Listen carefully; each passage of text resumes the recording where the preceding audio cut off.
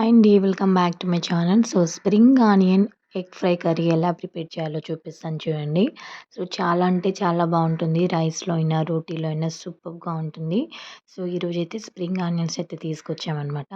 So, first దీన్ని ఎలా clean చేయాలో చూపిస్తాను. సో, ఇది క్లీన్ చేయడం కొంచెం పెద్ద ప్రాసెస్సే. సో, ఈ విధంగా తీసేయాలనమాట.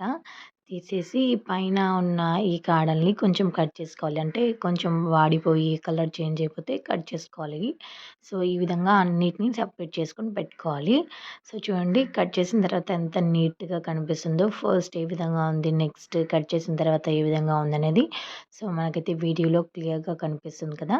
సో, ఈ విధంగా కట్ చేసుకోవాలనమాట. సో, మంచిగా క్లీన్‌గా చేసుకోవాలి. ఇది కట్ చేసుకోవడం కొంచెం పెద్ద ప్రాసెసే కానీ టేస్ట్ మాత్రం చాలా బావుంటుంది అండి. సో, రైస్‌లో అయినా, రోటీలో అయినా, దేంట్లో అయినా కూడా చాలా బావుంటుంది. సో, క్లీన్ చేసుకున్న తర్వాత చూడండి ఎంత నీట్‌గా అయ్యాయో. సో, ఇప్పుడు వీటిని కొన్ని కొన్నిగా తీసుకొని ఎంత సన్నగా వీలైతే అంత సన్నగా కట్ చేయాలి. సో, ఎందుకంటే చాలా సన్నగా కట్ చేస్తేనే ఈ కర్రీ అనేది చాలా అంటే చాలా టేస్టీగా ఉంటుంది.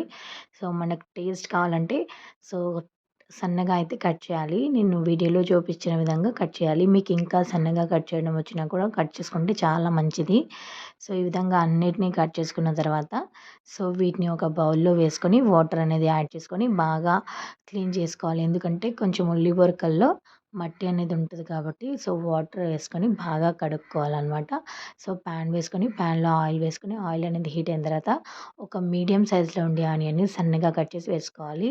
ఆనియన్ చూడండి గోల్డెన్ బ్రౌన్ కలర్‌లోకి వచ్చేసింది కదా! కొంచెం పసుపు, కొంచెం అల్లం వెల్లుల్లి పేస్ట్‌ని యాడ్ చేసుకొని, సో, అల్లం వెల్లుల్లి పేస్ట్ అనేది పచ్చి వాసన పోయేంత వరకు బాగా ఫ్రై చేసుకోవాలి.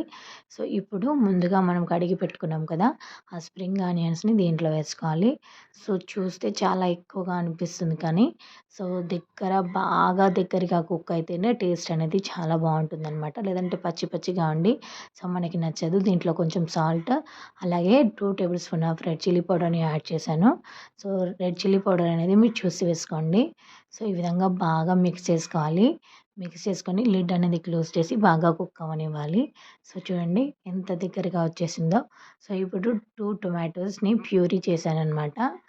సో, జస్ట్ గ్రేట్ చేసుకుంటే సరిపోతుంది. వాటిని దీంట్లో వేసి బాగా మిక్స్ చేసుకోవాలి. సో, లిడ్ క్లోజ్ చేసిన తర్వాత చూడండి చాలా అంటే చాలా దగ్గరగా అయిపోయేంత వరకు కుక్ చేసుకోవాలి.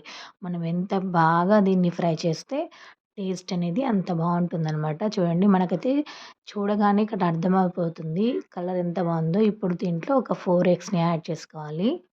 సో, ఎగ్స్ అవసరం లేదు అనుకుంటే ఇంతవరకే స్కిప్ చేసుకోవచ్చు. సో, నాకైతే కొంచెం ఎగ్‌ని యాడ్ చేయాలి అనుకున్నాను. అందుకే ఎగ్స్‌ని యాడ్ చేస్తున్నాను. ఒక 4 ఎగ్స్‌ని అయితే యాడ్ చేస్తున్నాను. మనం ఎగ్స్‌ని ఎక్కువగా యాడ్ చేసుకున్నా పర్లేదు. సో, చూడండి. సో, ఎగ్స్‌ని యాడ్ చేసిన వెంటనే కదపకూడదనమాట. ఈ విధంగా లిడ్ క్లోజ్ చేస్తే ఈ విధంగా సెట్ అవుతుంది. సో, ఇప్పుడు మనం దీన్ని ఈ విధంగా మిక్స్ చేసుకోవాలి. సో, ఈ విధంగా మిక్స్ చేసుకున్నాం కదా!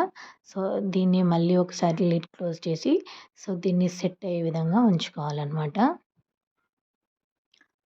సో, బాగా చాలా అంటే చాలా టేస్టీగా ఉంటుంది. ఒకసారి ట్రై చేసి చూడండి. సో, చూడండి ఎంత బావుందో.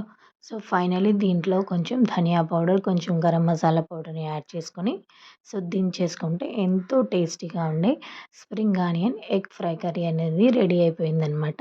సో, వీడియో నచ్చితే ఒక లైక్ చేయండి. నా ఛానల్‌ని సబ్స్క్రైబ్ చేయండి. Thank you. Thank you for watching. Bye.